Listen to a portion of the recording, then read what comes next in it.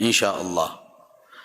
Pembagian warisan pusaka tinggi di Minang diberikan ke ahli waris perempuan. Dah ada harta pusaka tinggi dibagi do. Nah, bagaimana hukum Islam tentang tidak ada harta pusaka tinggi dibagi? Jangan sabu ijo model itu difitnah awak de orang. Karena orang Minang sendiri banyak nan ndak tahu jo adainya. Nyo kecek harta pusaka tinggi dibagi dia geng ke pedusi. Bila lu harta pusaka tinggi dibagi, harta pusaka tinggi itu milik kaum. Kaum awak, suku awak. Ambo misalnya, mau Melayu. Nah, harta pusaka tinggi itu milik orang Melayu. Kalau toh kadi untuk kan biasanya parui surang-surang, nenek surang-surang. Kalau kini dibuat oleh sianu, itu bukan dibagi ke untuk inyo. Suatu saat mamak bisa saja menarik malia kan kena lain, namanya ganggam bauntuk namanya. Jadi dia kecek awak nempunyo.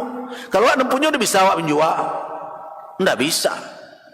Jadi tidak ada harta pusaka tinggi itu dan dibagi serupa faraid. Harta pusaka tinggi itu punya siapa? Punya kaum. Atau mana kau pedusi memaci laki-laki pi marantau dahulu. Tu kan maha banyak membawa sawah tu karantau. Dan tinggal di kampung kan pedusi.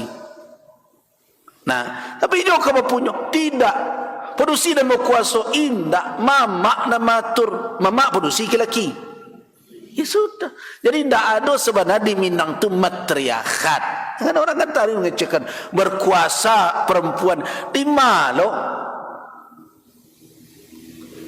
Cuma kadang-kadang adik kau ada yang keliru dihamalkan ada. Kalau dulu mamak ketika masih menjalankan tugas dan fungsinya, tibonya ke rumah gadang. Rumah gadang itu kan isi banyak keluarga ya. Nah, makanya dulu orang anggan kawin sesuku. Maka itu orang sesuku itu dulu senineknya biasanya serumah gadang. Leka mungkin anak rumah nan di ujung, babi ini juga anak na rumah di pangka, kama pulangnya. Nah, jadi dipantangkan bukan berarti haram. Tidak ketujuh. Artinya tidak disukai oleh orang tu. Maka dah disukai. Kini kan banyak aja yang tidak suka nikah. Ada orang kadang nama pantang je negari itu. Aku kesinan tidak pulang dah. Baru saya bersuara mengecek ke orang gaya. Aga cek ibunya. Kama, aga calon. Orang tu tidak usah pulang. Alasannya tidak jalan, mungkin pengalaman dulunya tidak jadi orang sini anak merasa ini.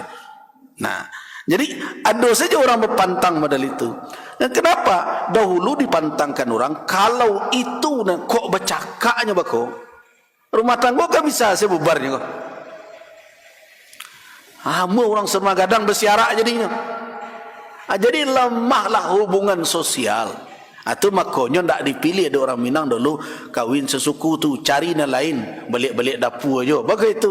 Ya itunya kan dapurnya surang-surang di kamar tu. Kadang dapur bersama.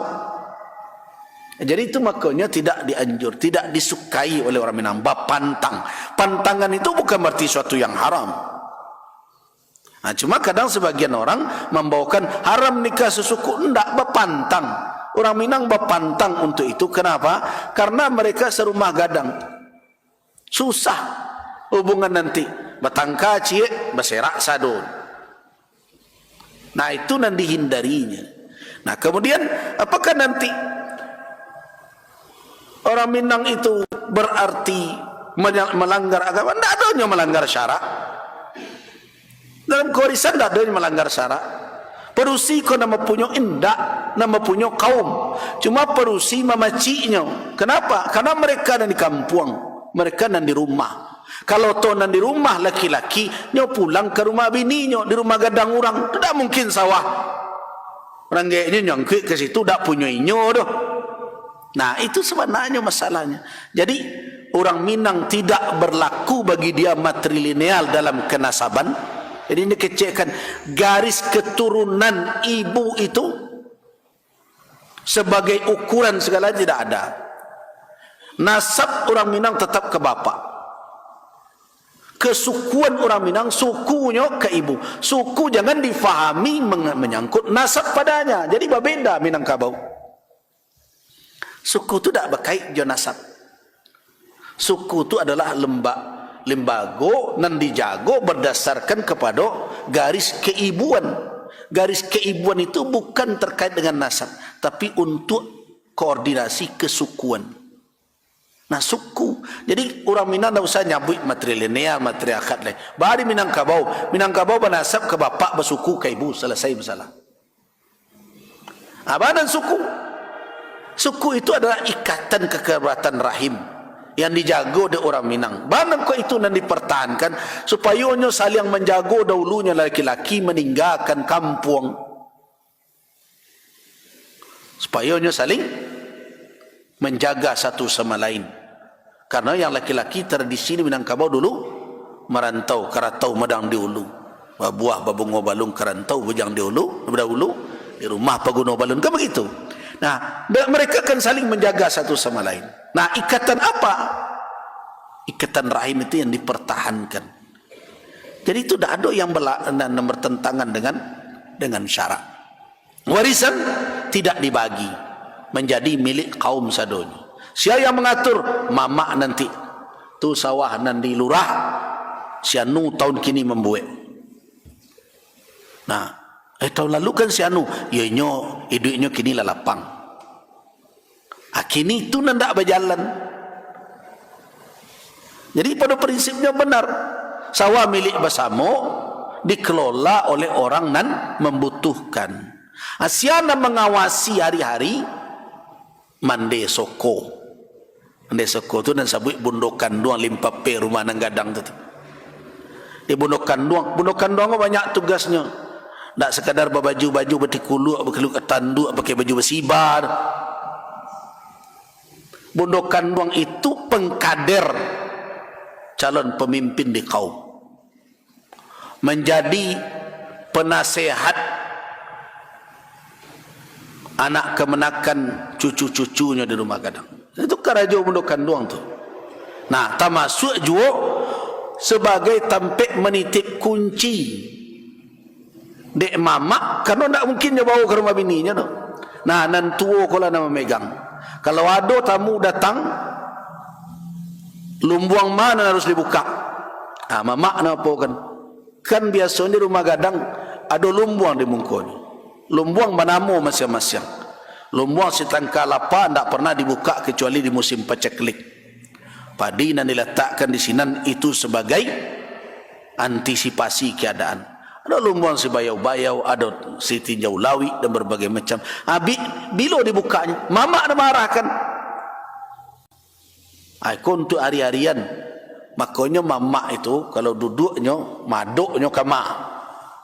Maduknya ke bilik. Untuk tak bilik sini calik dah. Di samping bilik kan pintu ke dapur. Supaya nampaknya berasuk, nak berasuk dapur kemenakannya. Tu kok maduknya ke bilik mamak itu. Nan awak nan kalau orang nan pulang ke rumah gadang tu, nan menjadi laki ya, suami, di mana duduknya? Membelakang ke biliknya. Jadinya di pintu kamarnya duduk. Itu filosofinya tu. Mamak makanya maduk.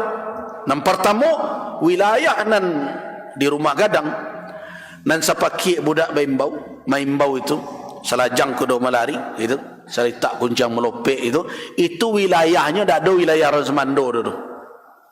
Orang Semando wilayah dalam kamar bini. Ko mamak nak berkuasa di situ. Nah, mamak ke mencalik ketika keluar kemenakan orang Semandonyo arifnya. Keluarga kemenakannya nan lain nan tidak berbagai macam. Hanya yang menentukan sawah dimudik untuk sianu, sawah dilurah sianu makai, ikut selama ikut lah membuat akini sawah dek ikut lah iduknya lah lumayan ahli ke sianu membuat le. Itu kerajaan mamak dulu. Nah kini itu hilang, jadi tak ada harta pusaka yang dibagi orang.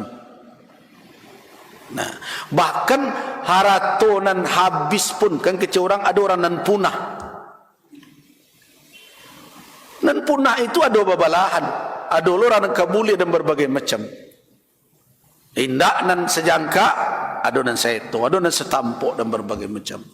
Jadi jangan dikatakan bahwa harta pusaka tinggi dibagi.